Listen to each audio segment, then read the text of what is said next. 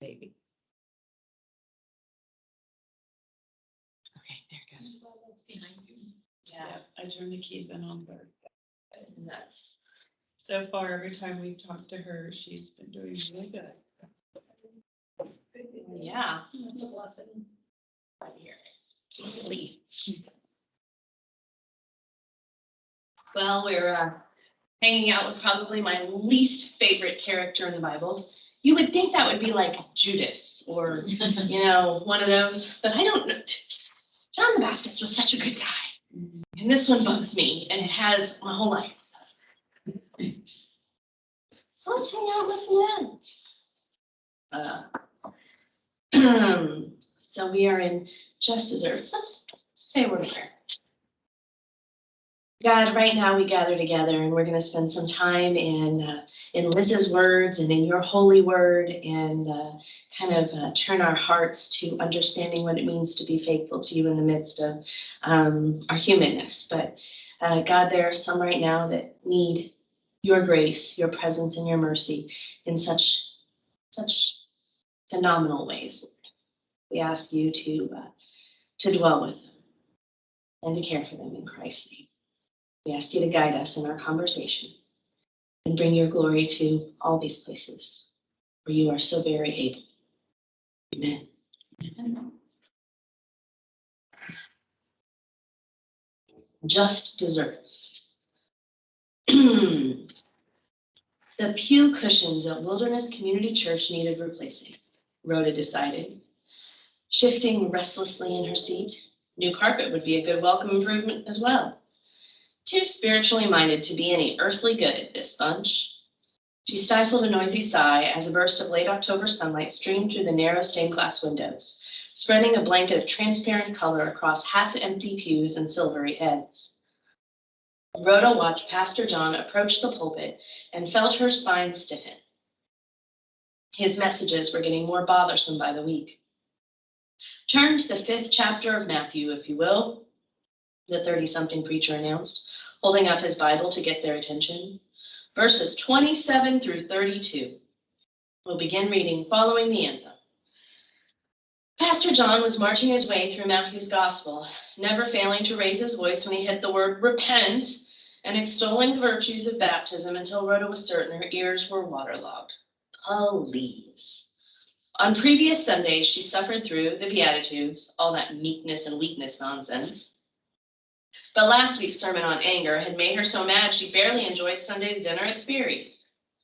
As the choir rose to their feet, awash in royal blue robes, Rhoda yanked her bulky coat out from underneath her, still trying to get comfortable.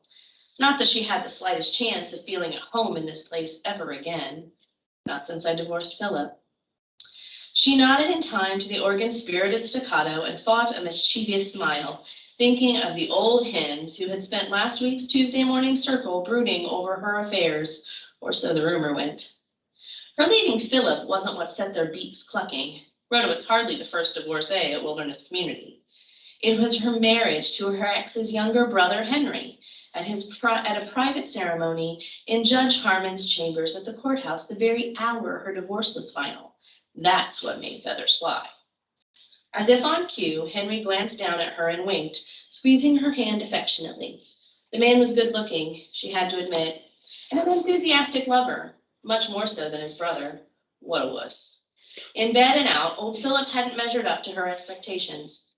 She should have married Henry in the first place, but who knew? Unlike his indecisive brother, Henry lived by the Nike philosophy of just do it. In fact, had framed the slogan and hung it in his corner office at Osborne and Smith, the biggest law firm in town. Rhoda's wry smile broadened. Marrying Henry was the smartest thing she'd done to date. He had more money, more clout around Nashville, and more chutzpah than Philip had ever dreamed of having. Look, Mom, a girlish whisper at her shoulder snapped Rhoda back to the present. The choir had long finished their anthem, and Pastor John was reading aloud his text for the morning. Rhoda glanced sideways at her daughter's oval face with its ear-to-ear scowl. What is it, Sally? The 10-year-old rolled her eyes. Can't you see it? People are staring at us. Rhoda watched as one salt and pepper head turned and shot a withering glance their way. Then another senior member swiveled around to arch a haughty eyebrow at the couple. The nerve of these people. Hoping her lowered head would cover the telltale heat that had rushed to her cheeks, Rhoda cursed the pale skin that gave her away. She looked down at the pew Bible in her lap and pretended to follow along as Pastor John ranted and raved about a nation steeped in moral decay. The word says, anyone who looks at a woman lustfully has already committed adultery with her in his heart, John proclaimed, conviction ringing in his voice. Well, her head shot up as the heat in her face rose a few degrees higher. The pastor's piercing gaze momentarily fell on hers. What was he trying to say with that troubled expression of his? That she was guilty of adultery? Nice try, John. She divorced one man and married another. So what? In quick succession, yes, but it was perfectly legal.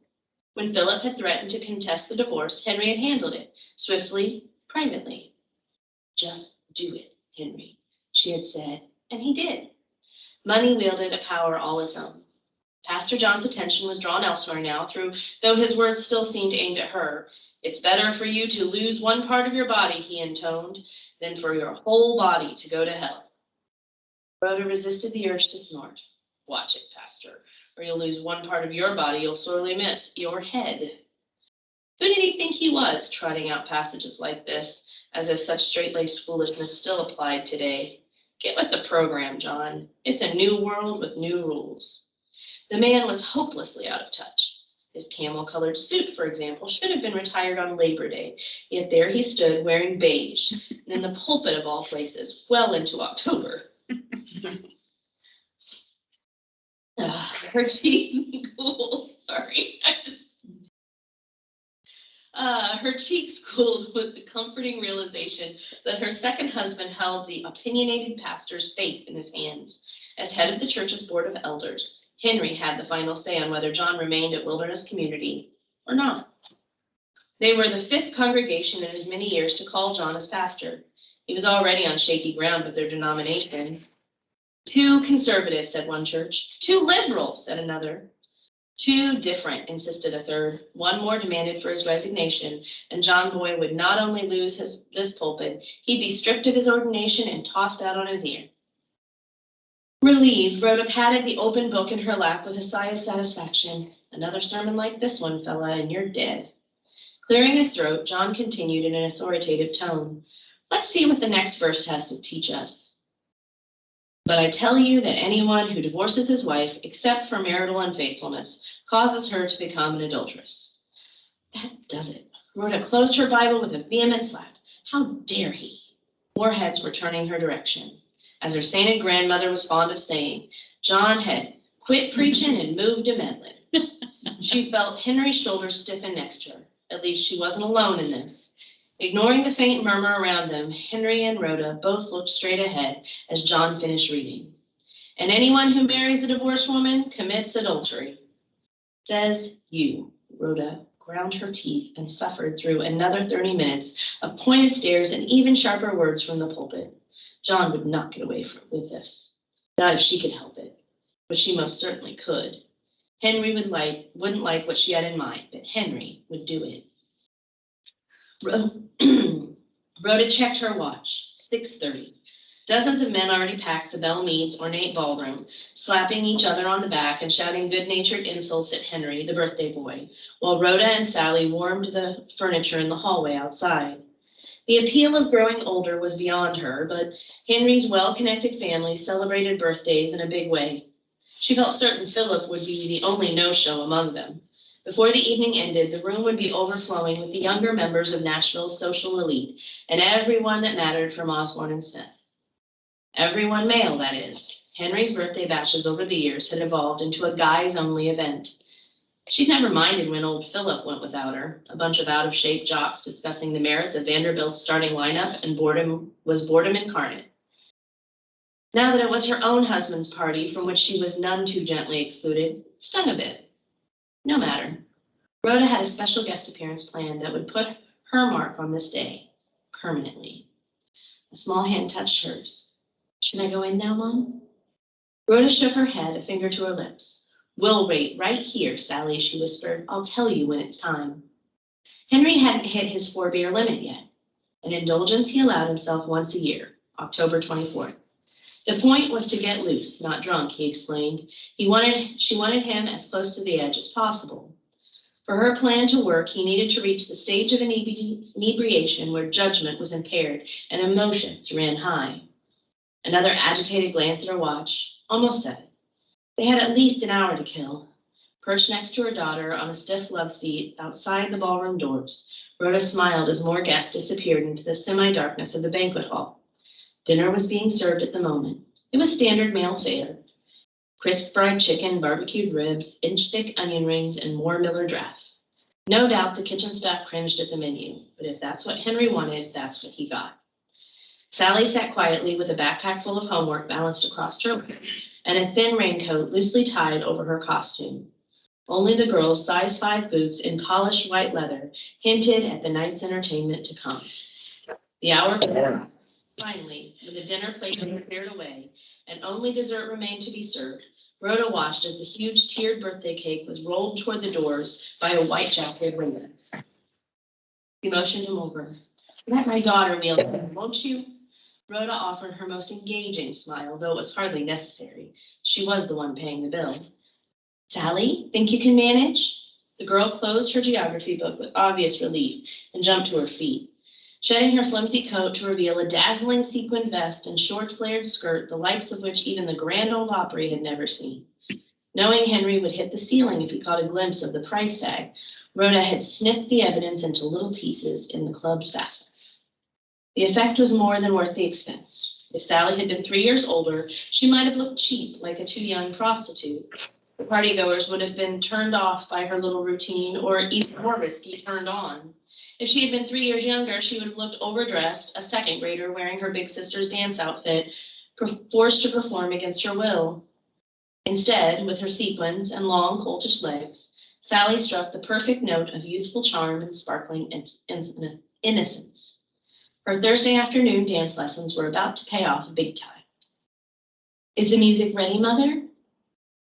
She looked a bit nervous now, despite her bright satin skirt and shimmering in the light of 38 tiny candles and the cake's bold proclamation in matching red icing. Have a good one, Henry. Sally seemed less than sure of herself. I have the DJ waiting for my cue at the door, sweetheart. Rhoda patted the girl's arm, hoping to buoy her confidence. As soon as the doors open, the man will point a spotlight at you and start the music. Just wheel the cake over to the head table, park it in front of your stepfather, then start dancing. See how easy it will be? Sally nodded slowly, clearly not convinced, yet determined to do her part.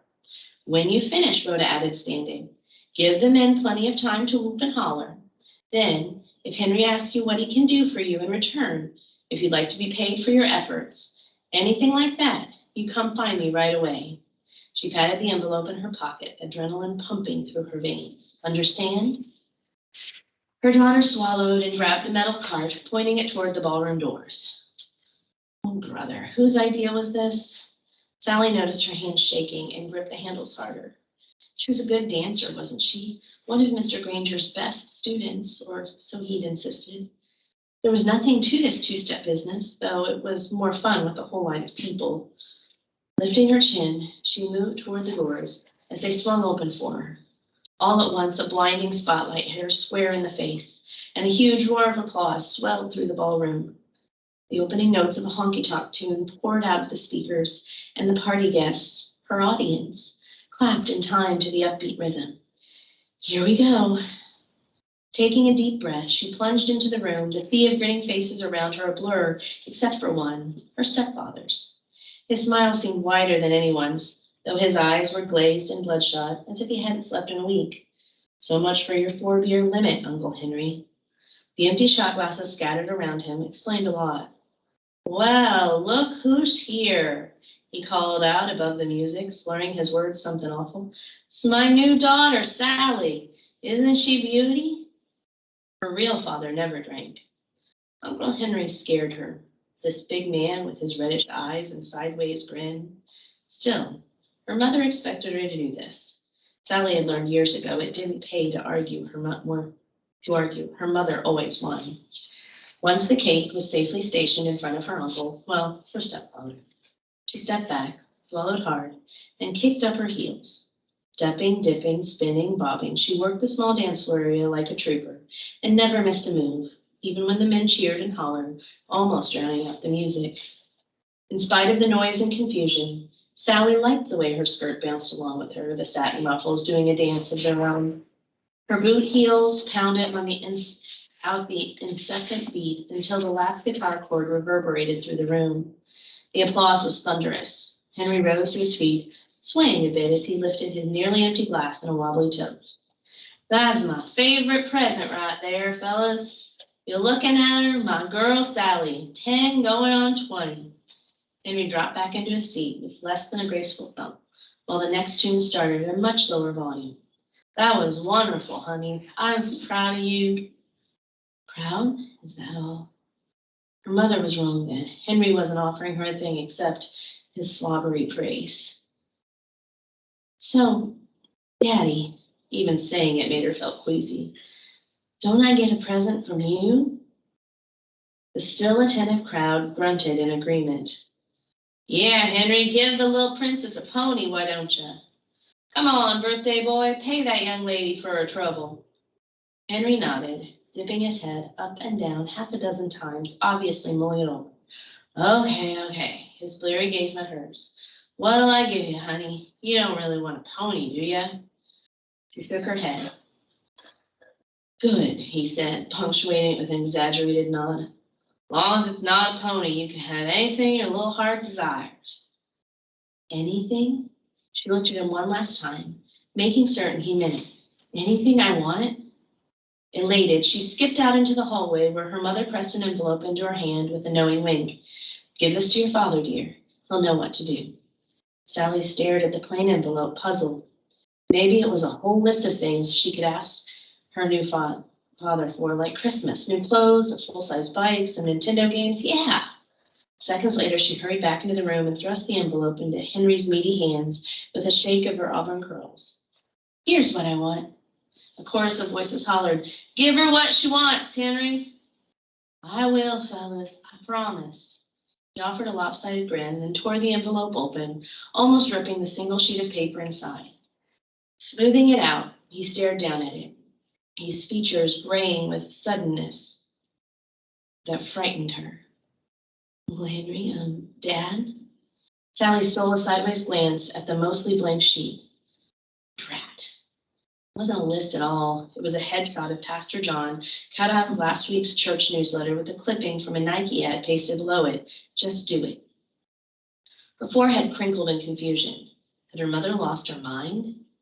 What was this all about? Her stepfather's face showed he knew exactly what it meant and didn't like it one bit. Looking more sober by the second, he patted the paper. Well, I'll give it some thought, darling. At that, her mother flung open the double doors and made a grand entrance, her hands clasped behind her, a wicked grin stretched across her face. Henry, she sang out, you offered your daughter anything she asked for, remember? Right, his lowered voice, though in a heavy silence it still carried. But we're talking about a man's career here, his livelihood, Rhoda, his life. Sally watched her mother draw closer, commanding every eye in the room as she sashayed forward. A man's life? So we are. With that, her mother produced a long silver cake knife, its sharp edge gleaming in the candlelight. But it's your future I'm thinking about now, dear husband. Before all these witnesses, Henry, you made a promise to your daughter that I'm sure you plan to keep, yes? Yes, well... He looked as if he'd been poleaxed by a 2x4. Whatever you say, Rhoda. Good. She held the knife high, then plunged it down into the cake with a lethal slice and a smile to match it. Happy birthday, Henry. That was some of these are more fun to read than others.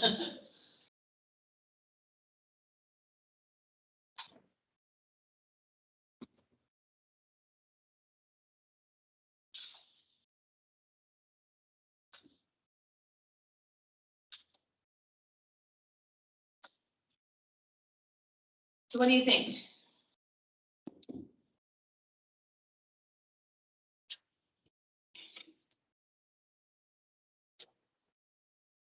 Yeah, her priorities all messed up. Clearly needed a job, needed something to do. Keep her mind besides think busy. About Needed something that they passed her.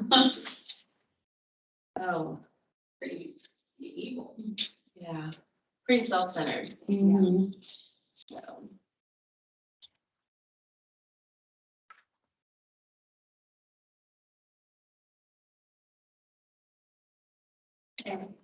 Not crazy, just missed it the first time. I was like, I turned to Mark 6, and I was like, where'd it go? There it is. I had my ribbon there, that was where it was supposed to be, and I got there, and I looked at it, and it's like, Jesus sends out the 12, Jesus, I missed the little heading down here at the bottom. Okay, so King Herod, this is in Mark chapter 6, verse 14 is where we begin. So, King Herod heard about this, for Jesus' name had become well known. Some were saying, John the Baptist has been raised from the dead, and that is why miraculous powers are at work in him. Others said he is Elijah. Still others claimed he is a prophet like one of the prophets of long ago. But Herod heard this, and he said, John, the man I beheaded, has been raised from the dead. For Herod himself had given orders to have John arrested, and he had him bound and put in prison. He did this because of Herodias, his brother Philip's wife, whom he had married. For John had been saying to Herod, it is not lawful for you to have your brother's wife. So Herodias nursed a grudge against John and wanted to kill him, but she was not able to because Herod feared John and protected him, knowing him to be a righteous and holy man. When Herod heard John, he was greatly puzzled, yet he liked to listen to him. Finally, the opportune time came. On his birthday, Herod gave a banquet for his high officials and military commanders and the leading men of Galilee. When the daughter of Herodias came in and danced, she pleased Herod and his dinner guest, and the king said to the girl, ask me for anything you want, and I'll give it to you. And he promised her with an oath, whatever you ask, I will give you, up to half my kingdom. So she went out and said to her mother, what shall I ask for? The head of John the Baptist, she answered. At once the girl hurried to the king with the request, I want you to give me right now the head of John the Baptist on a platter. The king was greatly distressed because of his oaths and his dinner guests. He did not want to refuse her. So he immediately sent an executioner with orders to bring John's head. The man went, beheaded John in the prison, and brought back his head on a platter. He presented it to the girl, and she gave it to her mother. On hearing of this, John's disciples came and took his body and laid it in the tomb. First of all, who convinces their kid that receiving a dead man's head on a platter is a good thing? And what kid wants? What kid would say that? What kid is willing? I mean, just. Yeah. So anyway. Having heard both stories, turn to Luke chapter 1. I'll get my pages to go over here. We're going to read verses 13 to 17.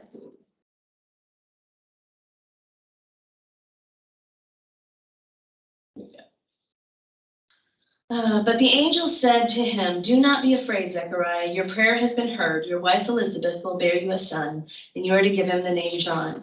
He will be a joy and a delight to you, and many will rejoice because of his birth. For he will be great in the sight of the Lord. He is never to take wine or other fermented drink, and he will be filled with the Holy Spirit even from birth.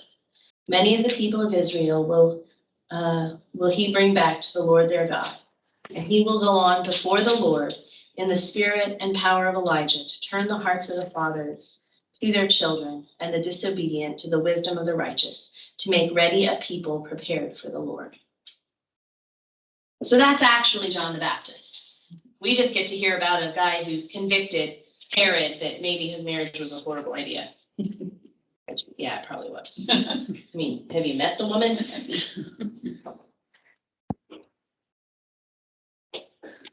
I will be honest with you, when I read this, I thought, did he agree to this marriage thing on another one of his birthdays when he was inebriated? Why did he choose her? I mean, I don't. didn't make sense, but anyway. What are the things that you know about John the Baptist from this passage, from just in general and your knowledge of John the Baptist? What do you know about him? Led the way for Jesus. He's a man of preparation. He was the camel hair and honey and wild locust guy, with a leather cinch. Right? Yes. The only reason I've ever eaten bugs intentionally in my life, because my pastor, when I was in high school, we had this annual party where we dressed up.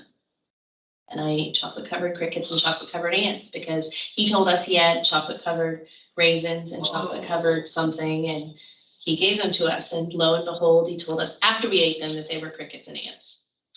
And it's because he was John the Baptist, so he carried them in a little leather pouch on his little leather belt with his burlap outfit, and yeah. Great youth pastor. Actually, he was probably one of the best pastors I've ever had, but he was tricky.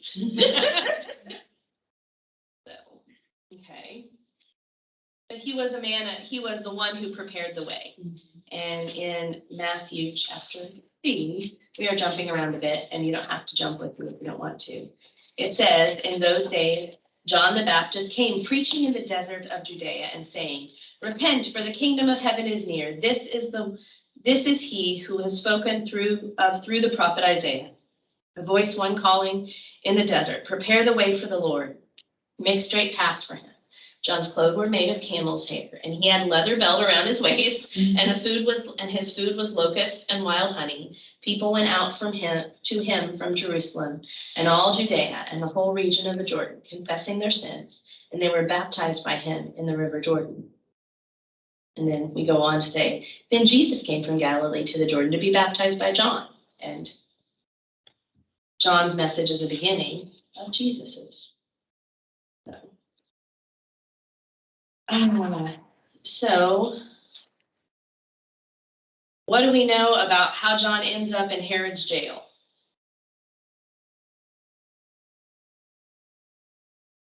It's in Mark chapter 6. You got to jump all over to get John's tidbits. And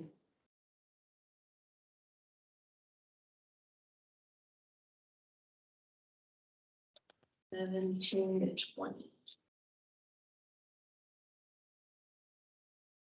I'm like, we just read it, didn't we? Yeah. Oh, that was when he was actually Himself had arrested. given orders to have John arrested, and he had him bound and put in Yeah. prison. I was like, wait, didn't we just read that? But okay. So He did this because of Herodias, his brother Philip's wife, whom he had married. So she even asked for him to be put in prison, and then she asked for his completely responsible for it. Yeah. She had the. So what do we know about her? How do we feel about her? How would we describe her? She's vindictive. Certainly self-important and self-righteous. Wanted to be in charge. I think that her comment, they intermarried because they didn't think any other family was good enough for them. Yeah, that was. Well, and how did that intermarrying affect The future. their mental health status and things such as why she thought this way? Mm. Well, and I was thinking when I was reading the modern day story that when people are in church and they're hearing a sermon that might be too close to home or is ouchy to them, like she did at the beginning, sometimes they just leave. They're like, I don't want to hear that. They don't think I'm going to get rid of that pastor. I'm going to plot their doom. Yeah, they don't think I'm going to do that. I've had many a church member say to me themselves, how did you know to preach that to me this Sunday? And I was like, hey, it wasn't aimed at you. Well, that's between you and God, man. Yeah. But I mean, when there's things in our life that we might not want to hear or is a little bit too close to home or too ouchy, our first response isn't to get rid of the person. It is not to doom their life or Yeah. kill them off. Typically. Exactly. Good thing for you. Yeah, I agree with that. And I think that speaks to the mental health of this family. That was actually not considered by Herod or even Salome as that wasn't off kilter, that she would be like, well, off with his head, you know what I mean? Yeah. We already know that the woman who set off with his head in the French Revolution was actually being poisoned by her makeup. So she was crazy. But what was wrong with Herodias? Well, it says she committed incest and bigamy Yeah. simultaneously. And that's just her generation. We have no idea what happened in the generation before. Ugh. So, ugh. Like I said, this whole one kind of gave me, it's upsetting because I think John is like one of the coolest people in the Bible back before Jesus or after Jesus. You know what I mean? Most non-violent person in the Bible, right? Like, he's not. He's the kind of guy I think I would like to hang out with him. I'd like to learn from try him. to feed you the locusts, right? Well, I'll eat the honey. It'll be fine. I'll have honey. It'll be fine. There's a lot of calories and it's good for the body. It'll be fine. And, Thinking your pastor could have given you baklava instead. Well, you know, he was a pastor with 2 guys and like 8 girls in his youth group. How fun was that? We had an annual church birthday party where each table was set up for a month of the year. And it was around Halloween. And so you dressed up in Halloween costumes and you had a table that was decorated for January and one for February. And it's like, this is actually the size church where that would be fun to do again. And like, we haven't done it in years and could be something more fun than a trunk or treat, which is difficult to do in this day and age because everybody's doing it. Right. So it's like, when do you do it and how do you do it so that it actually isn't just one more stop of throwing candy at kids? Because they really need more. They need more candy. We're still working on the candy we got at Easter. Oh, well, yeah, we still have Easter candy, but no, what was the thing we did before that? Parade. Oh. Is there something here at Christmas? I feel like there was something we did around here at Christmas last year, and there was so much candy. I don't remember what it was. Maybe it was Thanksgiving. I don't know. Something. Weren't we locked down last Christmas? Yeah. Yeah. Oh, holy cow. Was it like the 4th of July? Could have been at a parade. Like 4-H parade. There we go. It was probably one of the fair parades or something and like a lot of candy. Yeah, because there was a bunch of candy and it was right after we moved here. You're right. That's because the bottom of the candy. Maybe time to let that go. Well, typically what happens is when we add new candy, I dump out, and if it's not something we bought, we throw it away, but we haven't really done anything. We've accumulated candy since Easter, so I haven't had reason. And I know there was stuff in it at Easter, but it wasn't a year old yet at Easter, so I didn't throw it out. But that's kind of it's a cycle. Luckily, my children are getting old enough. They aren't hoarding the candy when they go to things now, so it's not quite so overwhelming. But out of sight, out of mind at my house. Yeah, I put it in the cabinet. Nobody. Well, and that's part of it, is it lives in a cookie jar where it's only when you want it that you can go get it. You know, you don't really see it. But how do you think it was between Herod and Herodias? What do you think their marriage was like?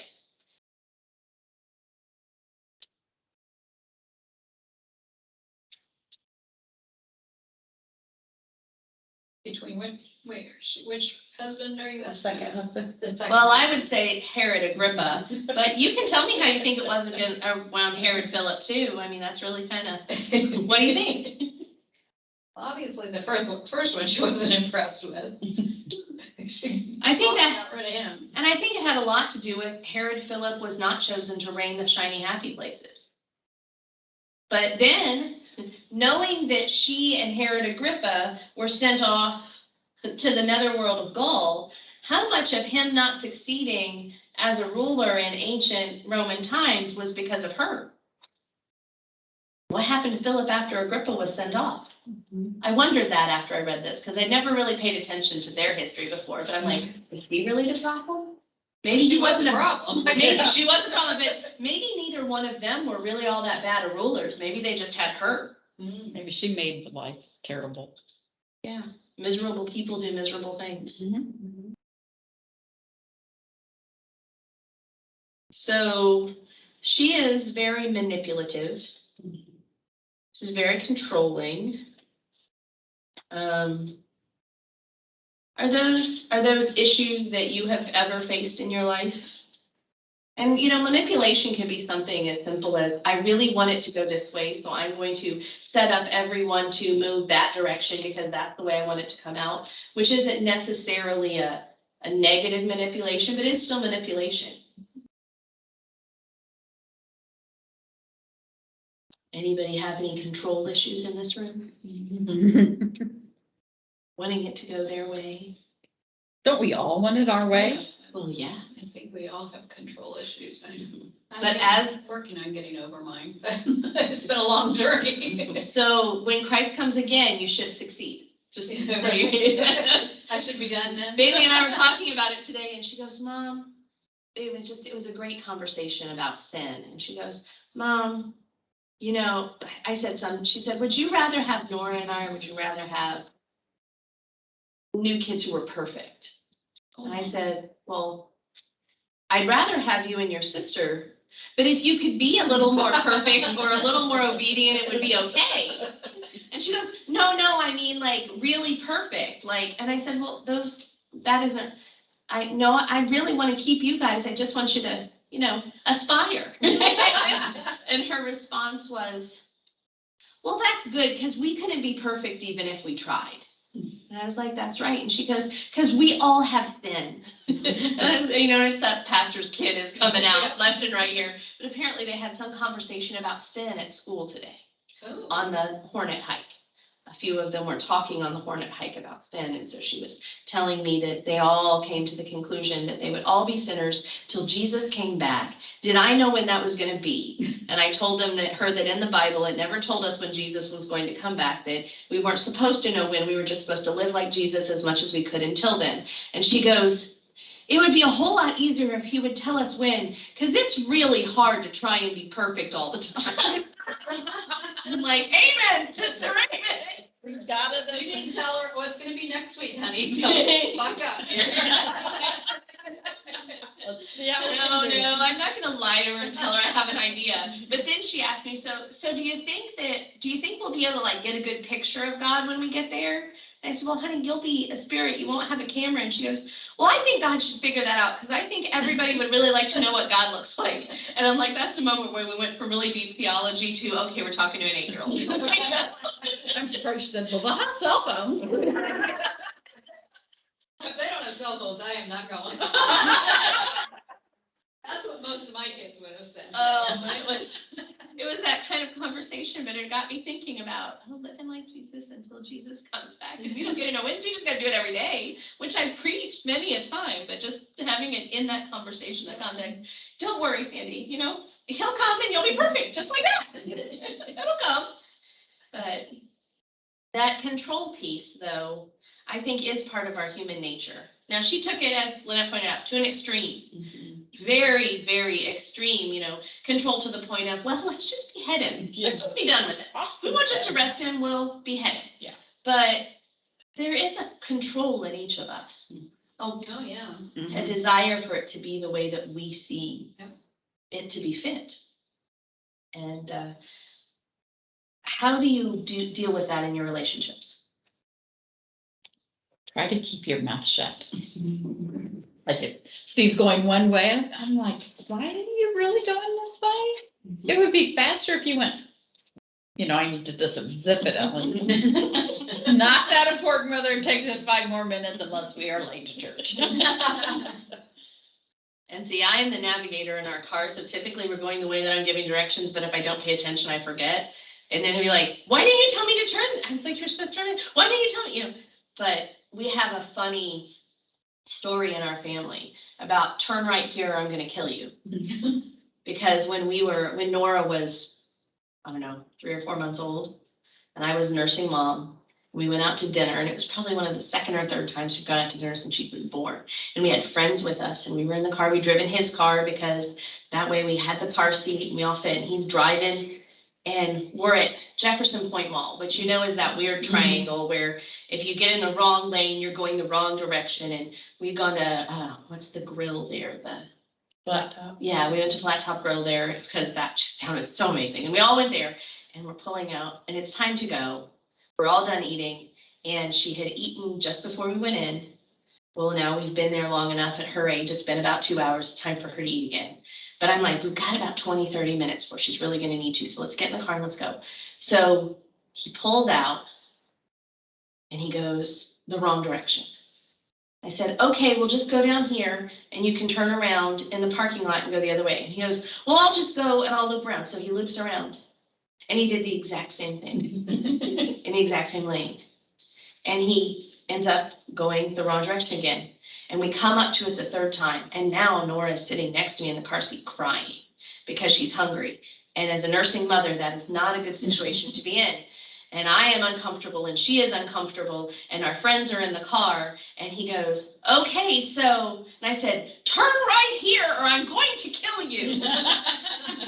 And he's like, and of course everybody, and so now that's a thing with our friends over here that's like, turn, but it is kind of, he'll look at me in the car and he'll say, you didn't tell me to turn. And I said, no, I didn't. But I don't need to kill you this time. But there was what, that's one of my, I'm a very controlling person, I can be. But that was one of those, it has to happen. But yeah, that's our fun story about control and just do it. I'll explain it later, go. But it is, I think, keeping your mouth shut is one of the ways to let control go. To think in your head, this would really be a better way to do it. Mhm. But to leave it alone is one of those ways that we allow the grace of Christ to shine through in us, instead of the dysfunction of Herodias. Because we all have that little bit of her that wants it to go our way, and all the people who are against us to just, fall away and go away. That's part of our human nature, to want it. None of us want to admit that, though. How many of you want to say, there are people I have wished dead in my life? No. No. I actually can't say that I've actually gotten there, but Not around, yes. yeah.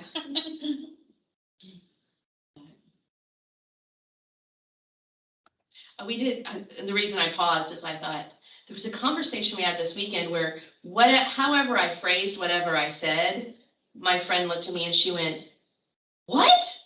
Because how I had phrased it sounded like it said, well, just let them die. Or if they would just die off, we could move on.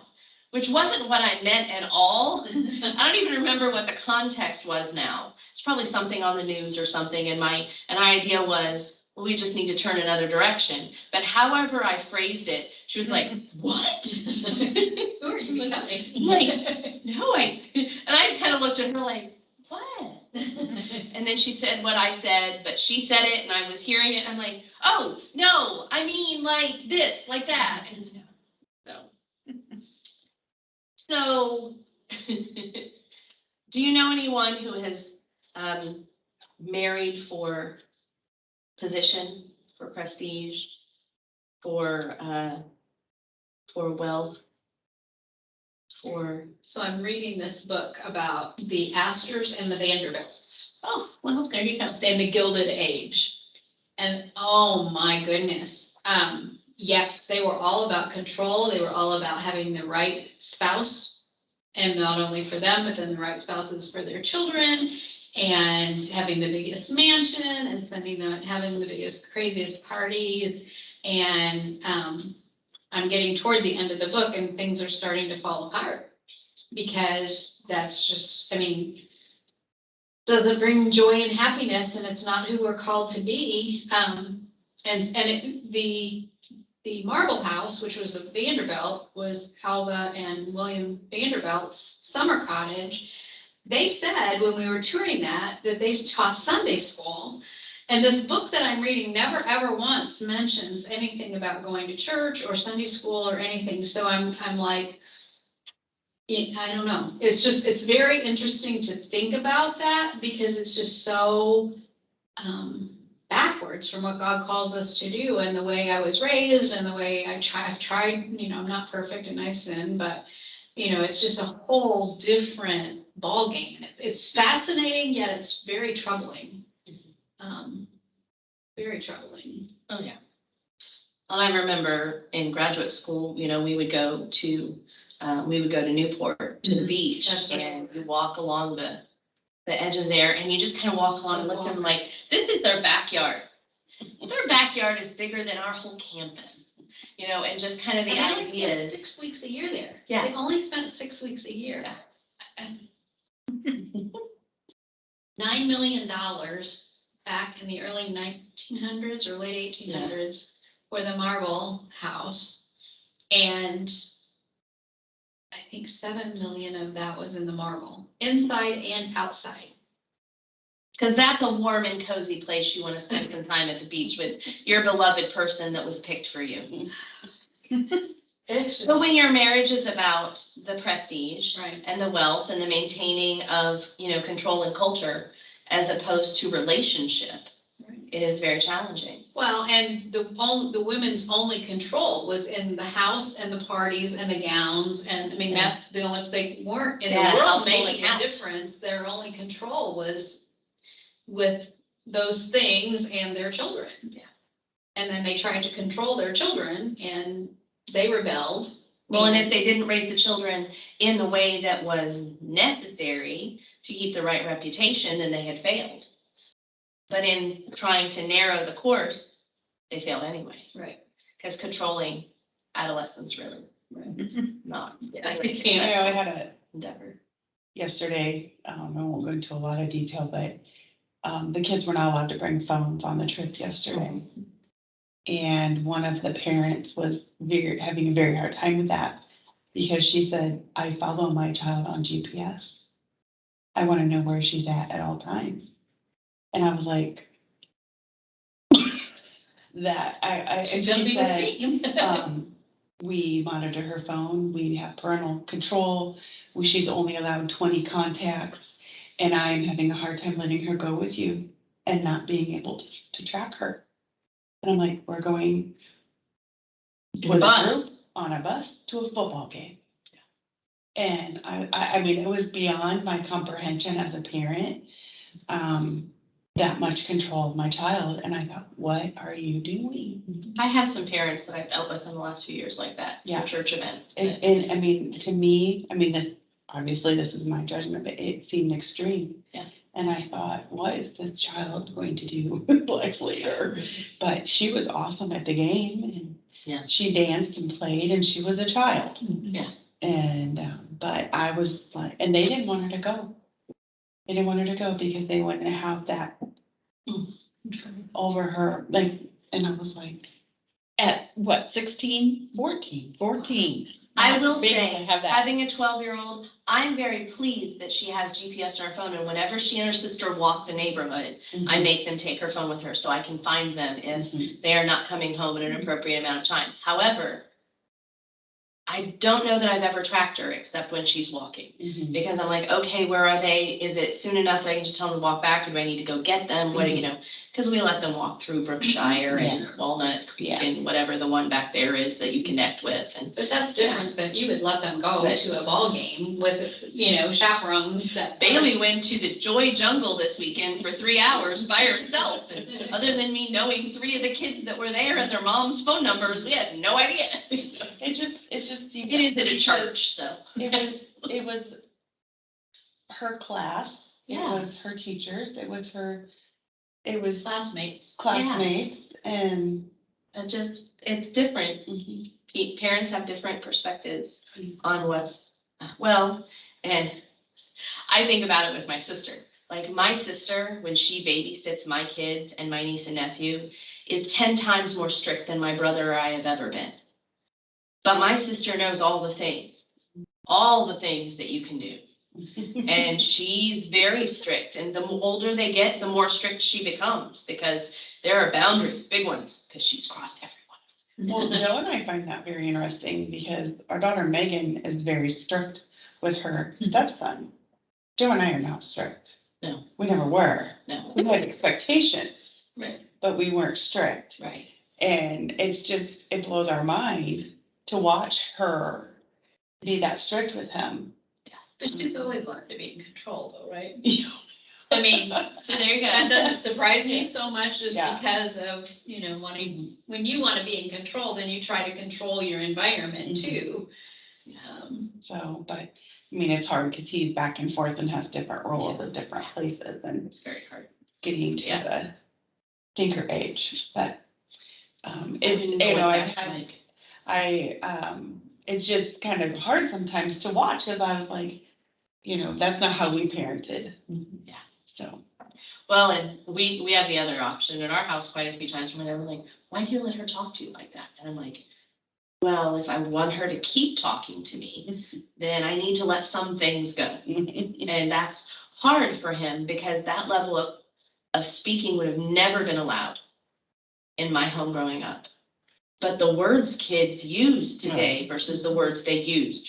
I mean, we don't curse in our house, but still, just the ways that they interact with each other are so very different than when I was a kid, let alone when he was. And so we've had those conversations where it's like, and then he'll, then the next he'll be like, I don't see how you people do this. You and your brother, I don't know how you're pulling this off. I'm like, well, because you raised us to have kids and we have kids and you raised us, once you have them, they're your responsibility.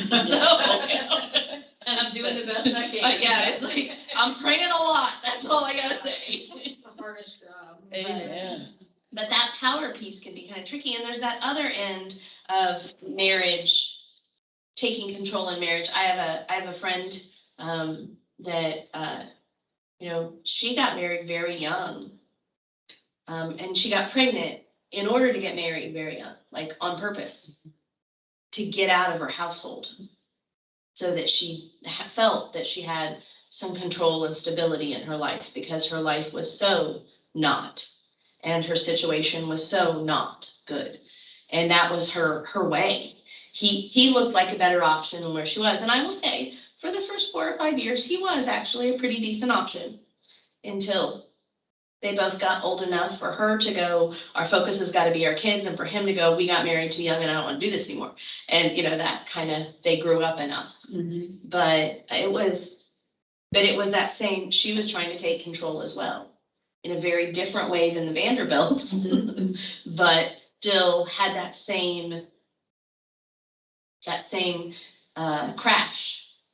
Because when a relationship like marriage isn't founded on a relationship, when it's founded on a control or a need or a power dynamic, or even if the power dynamic is to get away from the control and power dynamic you're currently in to a new one, which is a little bit of what she did. She didn't like the power dynamic she was in because he didn't have enough power.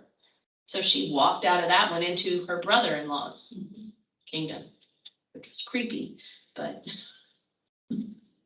she was looking for power, not relationship. She was looking for power, not relationship. But okay. What else did you see as you were reading through this that kind of? It was interesting to hear about Salome and to think about how Hollywood had colored her. I've never really thought about her before. I always am so caught up in how horrible Herodias is when I read this story that I never even really thought about, because it just says, she's kind of a third party character. She's just kind of there to do the things Herodias told her to do. So I never really think of Salome in this story as a big deal. And I'm not of a generation where I've watched a lot of Hollywood movies about her, but I know that image in my head from what church members have said over the course of my ministry about her. So it was interesting to think about how old she really was and what dancing would have really been and that sort of thing.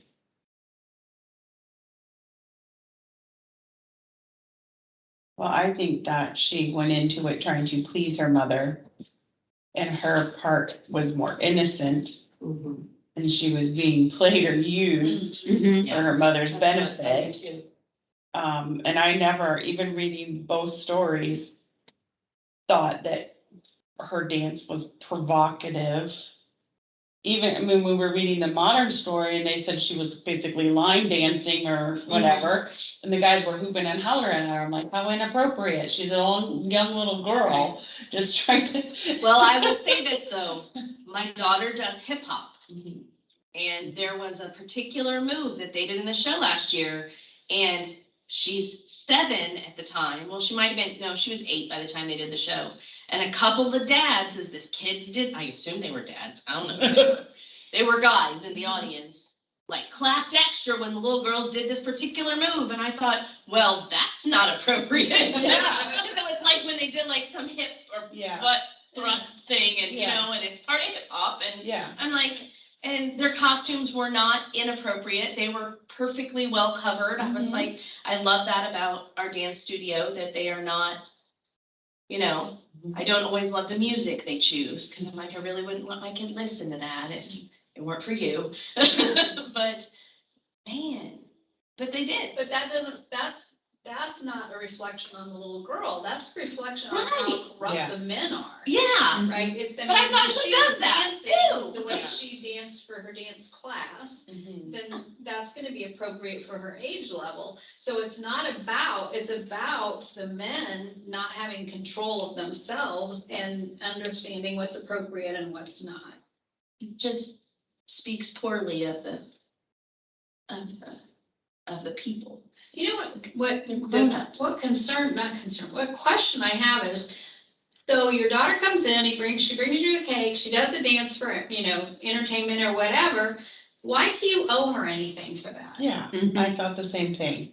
Cause that was Yeah. like, she was doing that for his birthday. Why do you Why have do to you give pay some? Yeah, Yeah, it was I his had that birthday, not hers, and. Well, I it understand has to do with entertaining his guests in that culture. Women were people who fed, people who entertained, people who gave care to. They would have washed feet, they would have served meals, they would have provided entertainment. Some entertainment more appropriate than others. Her entertainment was perfectly appropriate, it seems, for her age and for the party. But it would have meant that because they are servants of the king repays their effort and kindness with a boon. That's not uncalled for, because it's above and beyond what it would mean to fulfill her duties in the court.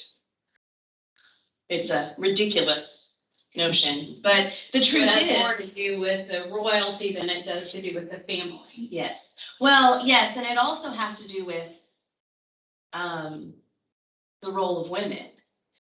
Women didn't have things. Women didn't have power. Their way of getting power was to serve the men in their life. And the men in their life would respond to that with giving them permission to be in charge of something or permission to make a choice, that kind of thing. I mean, even in this, Herodes didn't have really any power. I mean, she had to be, she got into jail. That she didn't have power though. Well, she did, apparently. She had enough power and control that she got him killed. So, Exactly. but she didn't have, all of that power was through manipulation and control of her husband. It wasn't because of power she had. It was by her using him to get to his power. So in my big fat Greek wedding, it's like, man is the head, but woman is the neck, and the neck turns the head. Well, and she very much lived that out. I kind of like it. Where was this the group where we talked about helpmates? Oh no, that was the morning group. We talked about helpmates and marriage being a helpmate, and how in the early part of the century, last century, helpmate was seen as something as a negative because you were the one that stayed at home and you made the meals and you helped provide all the stuff to make your husband's life perfect. You helped in that way. And I was like, wow, I never really thought of helpmate that way. Helpmate to me was we're mates who help each other, and it was a more balanced role, but that's a shift of the definition. And it was funny to sit in the room with about 2 to 3 generations of women and hear how it had shifted over those 3 generations to where I sat there in the room and I was like, yeah, I don't even think about it as any way derogatory or bad. You help because you're in a relationship with this person. It was never a condescension. Yeah, What? that's a newer thought. It really is. Well, and then as she talked about it, and I thought, well, you're right. If I really thought about it, that's how my grandmother saw her mating to be. It was very much, she provided the space for the spouse to be fully successful. There was never a question of her role or her success. Helpmate had a very different definition. reading home economics books from the 1900s, early 1900s to, well, even up to 1950 were very interesting reads. I have a You know, 19. make sure that as soon as your husband gets home, you have his pipe and his slippers ready for him, and you need to control the children to give him a good half an hour to rest before he interacts with his children. I'm not kidding. Well, no, I have a 1947 or 57 Singer sewing book. Right, yeah. And the things it says in there, I'm like, what? Yeah, so once my dress is pressed and I've got my lipstick on, I'll be done wanting to sew. That's how we need a nap by that time. I was like, oh. Well, but I will say, one of the things that took me out of costume design was going into costume design classes at IU, and we had to make them, and you had to follow the instructions word for word. And so there's 2 sleeves on this thing I'm making. There's this sleeve, and you need to sew it and then press open the seam. And there's this sleeve, and you need to sew it and press open the seam. I've been sewing since I was 3. I felt it was perfectly reasonable to sew both seams, then go press them both.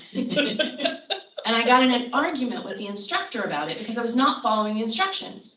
And at this point we had to, because it was the very first class of the very first degree. And it was this, but I realize now as a grown woman, that was an important part of her teaching method, because she was teaching people who had never grown up in a follow the directions world. She was teaching them how to follow instructions, because one simple slip and you screwed up the costuming for an entire show.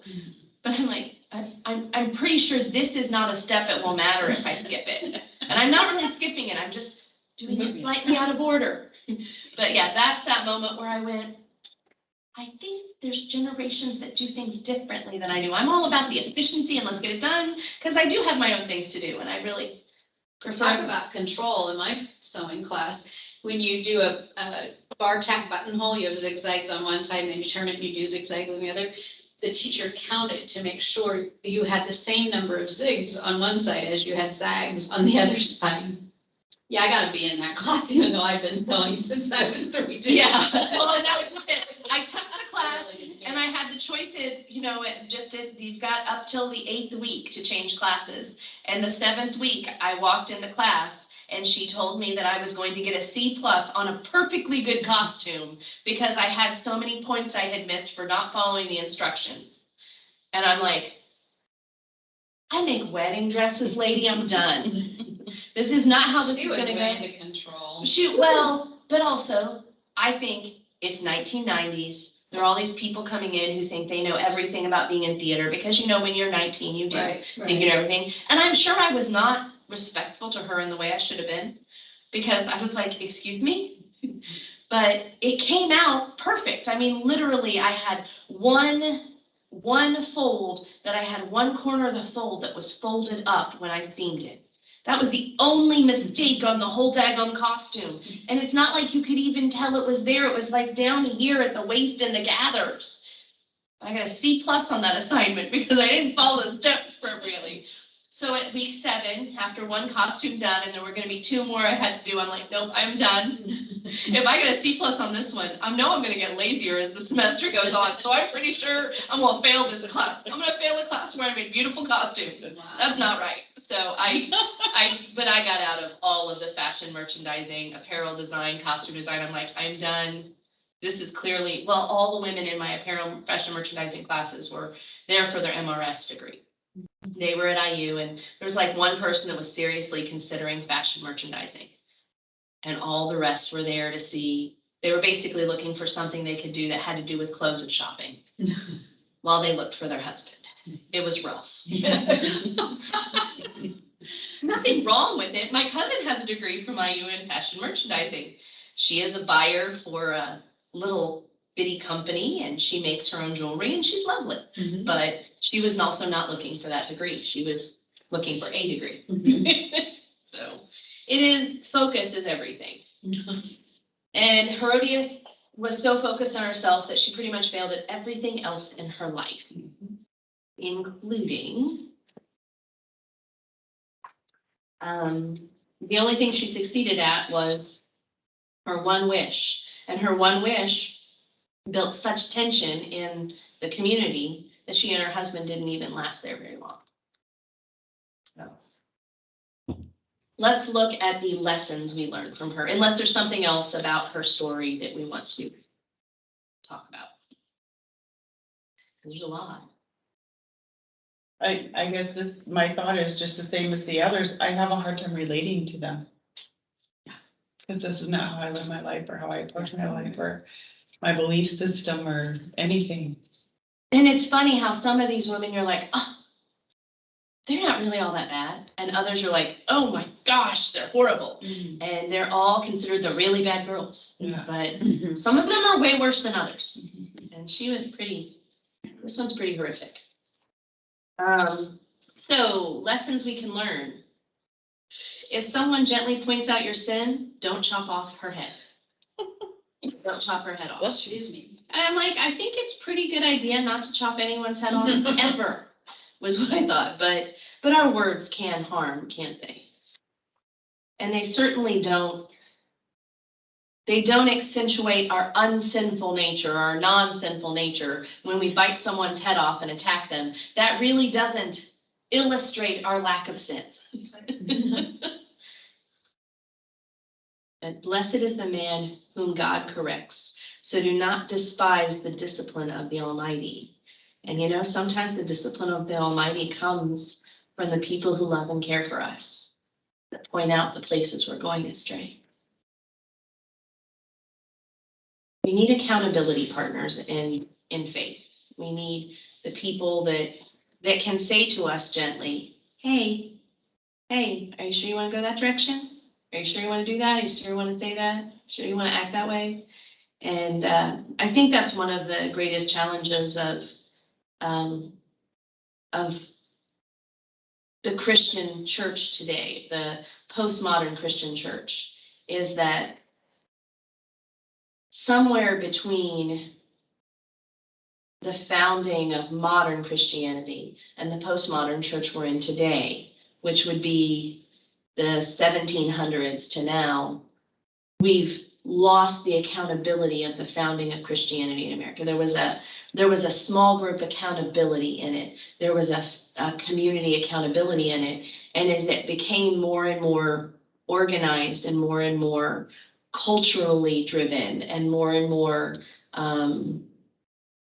like societies and brotherhoods and less like relationships, we lost some of that accountability where we have people, we're close enough in our Christian community to point out our sin.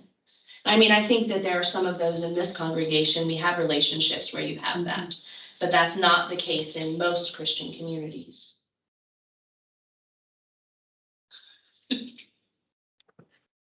My parents just got home from their hike at Fort Benjamin Harrison. They were planning to go on a 2-mile hike. They ended up hiking 5.5 miles because they missed their turn.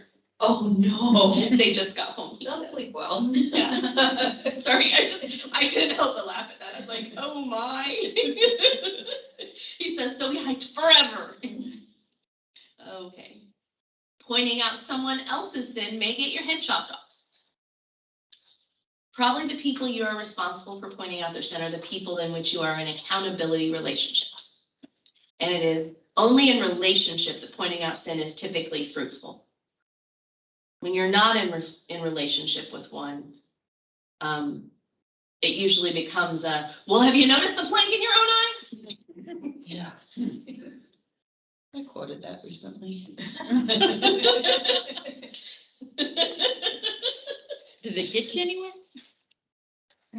How'd that work? It was a conversation with Joe and I about someone who deflects so their own behavior isn't looked at. Oh. That's been really hard about that. Yeah. So pleasing others can get you in trouble. I believe that this is actually part of Herod's problem as well as Salome's. You know, Herod didn't want his wife to be upset, distraught. He was willing to give in to her, even though he didn't agree with her. He didn't have really a problem with John the Baptist. I mean, he could see what he was saying and what she was saying, but you know, they were about pleasing Herodias. So, did they practice faith? I mean, did they believe in God? Herodias did not. Okay. I would say Herod was a sympathizer, a Christian sympathizer, meaning he wanted the kindness of the Jews. He wanted the respect of the Jews. He wanted to be in good relationship with Jews. He was a Roman, so he wasn't a follower of Yahweh, nor was he Christ was barely doing his thing at this point. But, he wasn't a Christian nor a Jew. But he was friendly in relationship. At this point, Jews have gone through diaspora, so there's Jews in every community in Roman world. And the Jews and the Romans had a complicated but civil relationship. And there was respect for Jewish law and Jewish lifestyle. And I would say that he probably had a respect for Jewish lifestyle, a respect for the Jewish God, an interest in what the story was and how that might play out and what that would look like. Probably a willingness to please those who were his subject. And maybe even the inklings of faith beginning. There may have been there, although I'm pretty sure beheading John the Baptist probably squelched those. Well, But- and one of the things that Herodias was upset about was that John the Baptist was telling her what she should and should not be doing, and that was according to God's law. Yeah. But yet it said he liked to listen to him because he was puzzled. Yeah. So it was almost like he was inquisitive Yeah. to what he was saying, but wasn't willing to cross over. I always think of him and who's the guy that, is it Philip he's in the carriage and the Ethiopian. The Ethiopian and they're in the carriage and Philip talks with the Ethiopian eunuch and the eunuch comes to faith because he calls on Philip because he knows who Philip is and he said, I think it's Philip, I'm bad with names. So, and he says, I'm interested in this story here. What does it mean to you? I feel like Herodias was that kind of guy where it was like, he had the openness of heart that he could have ended up being a person of faith. But so I guess that what leads me to ask that question is, does he not think that killing someone is a sin? It would be his job to kill someone. As the king. He's the king.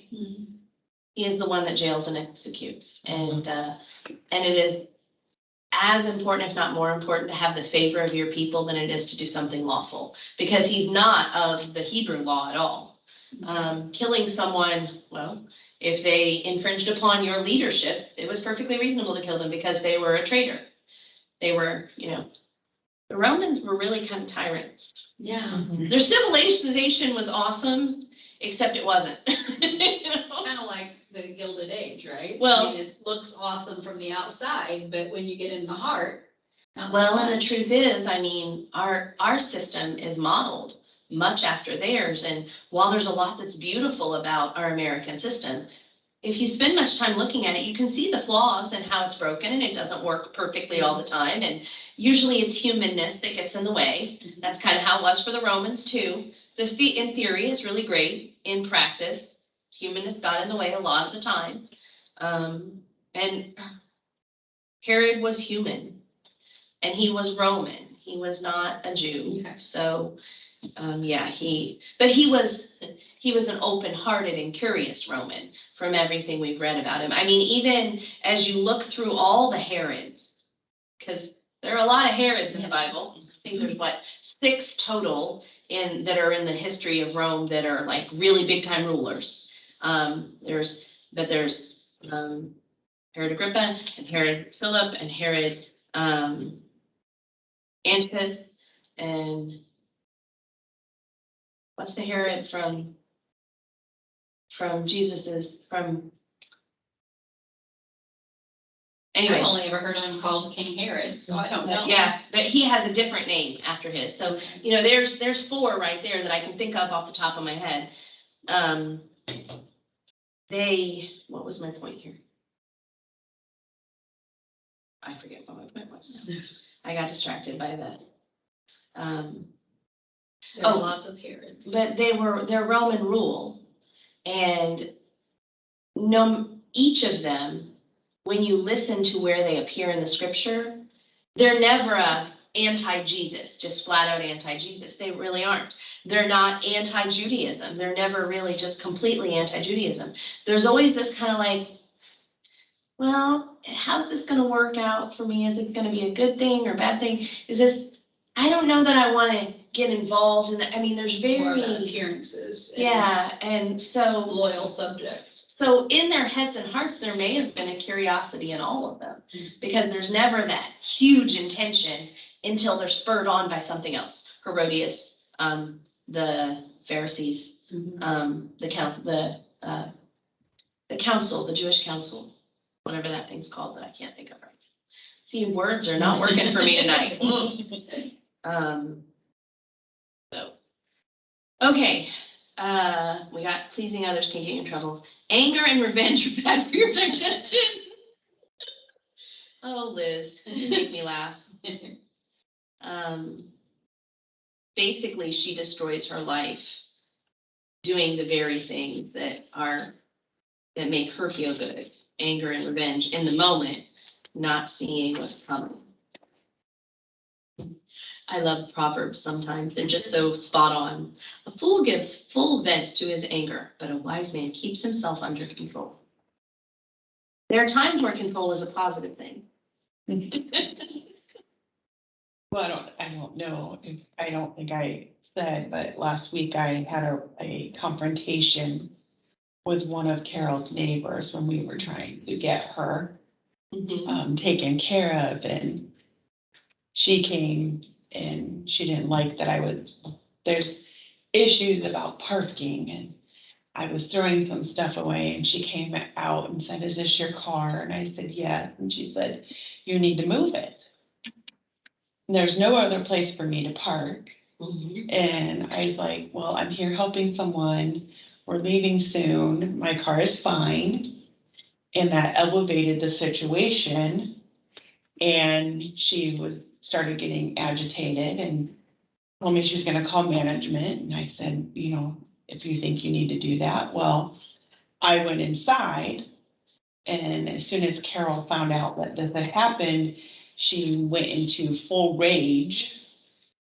And there ended up being an argument on the sidewalk with a lot of loud voices and